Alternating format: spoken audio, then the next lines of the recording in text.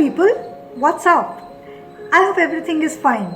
If you're someone who wants to leave the other person with an experience that you have been totally present with them in the conversation, you have been very genuinely curious about everything that they have had to say.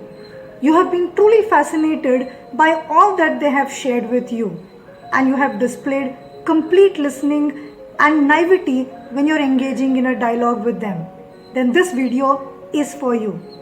First things first, let me share an incident with you, or rather, there have been a couple of incidents like this in my life. My husband loves to watch dark thrillers where there is a lot of time travel and things like that. Personally, I am more a crime fiction and a sitcom person. When I did not know better, and my husband would say, hey, you know what, why don't you check out watching this series? Now firstly, I never even used to sit and watch something with him because I felt like our tastes were so different.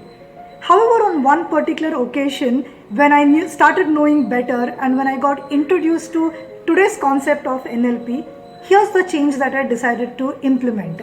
Well, before I decided to implement the change, this is how I would respond. Who the hell watches dark thrillers? Who's interested in time travel? Why don't we watch something which is happening right now? I'm not a science fiction person. Please keep your suggestions to yourself. That's how I would end up communicating, while missing out on the chance that I was getting so many wonderful opportunities for us to spend together and be curious and know a lot more about something that he is suggesting. But when I got introduced to what I am about to discuss today is when the conversation took a different turn. Now when he says something like, hey, you know what, why don't you check out Dark, or why don't you check out this particular documentary, I'm genuinely able to say, and tell me more. He's like, no, just watch it, it's fascinating. And then I actually go ahead and ask, fascinating in what way? And what ends up happening is, then the conversation moves in a manner where he shares a lot more about why he is suggesting something particular.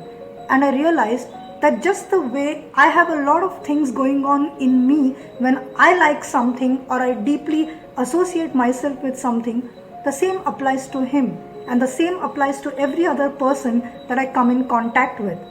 And it can do wonders for the relationship and the communication if I choose to stay curious and if I choose to completely be with the person in the moment. And that's where the whole concept of clean communication starts. Yes, friends, that's the topic that I'm going to talk about today from Sue's book NLP at Work, 3rd edition. Sue says in her book that being clean, from a modeling excellence point of view, is about staying completely curious. It's about being completely naive. It's also about exhibiting a state of not knowing. It's about being present. It's also about being alert. It's also about being aware about what's happening around us or with us and with the other person. And also, it's about us displaying that eagerness to learn and selfless way of learning.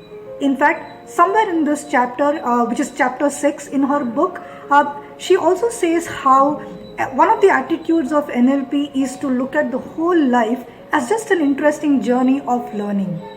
That, my friends, brings us to how is it then that we start practicing or implementing this whole concept of clean language, or more specifically, clean questions. Let me share something that Sue has herself written in the book so that I give you a really clear perspective about what is clean questioning all about. So imagine that you're having a conversation with someone and the person feels, I felt I made a really good connection with the customer. So there is this character called Jim, and Jim says, I felt I made a really good connection with the customer. Now think about this. Typically, if you're having a conversation with, say, a sales guy, and the sales guy were to tell that to you, what would your normal response be? Well, I know what used to be my normal response till some time ago. It used to be, wow, that's awesome. I hope you meet a lot more customers like that. Do I think this was the best way of engaging with them? Well, now I realize apparently not. So what happens with Jim? Let's find out. So when Jim says, I felt I made a really good connection with the customer, Sue says, and a really good connection in what way? Special emphasis on the word and. And a really good connection in what way? And is what creates the space for clean communication to kickstart. It's a very simple word, but this is what starts the process of communicating in a manner and at a level where it becomes a total game changer. So guys, if you want to be clean, remember the first thing to note is importance to the word and in your conversations. So when Sue says, and a really good connection in what way? Jim says, good question. We just sort of gelled. I guess I was expecting this to be the case. Then Sue goes on to say, expecting? How do you mean? So if you notice, Sue picks up a word that the other person has used. So expecting in what way? Or expecting, how do you mean? And then Jim goes on to say, well, I did a lot of thinking about the meeting beforehand and I had imagined how it might be. Then Sue says, when you say imagine how it might be, in what way? So Sue is repeating a phrase or some words that Jim has spoken and shares that back and then says, in what way? Now think about this. When you do that, do you agree that the other person gets the impression that you've totally been paying attention to them, right? Moving on.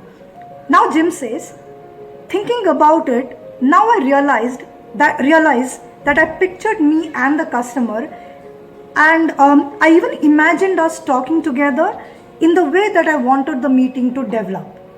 Then Sue says, and when you imagine yourself talking together in the way that you wanted the meeting to develop, what was it like? Jim, oh, it's a dream, a good dream, where everything is happening the way I want it to happen, and I feel really confident.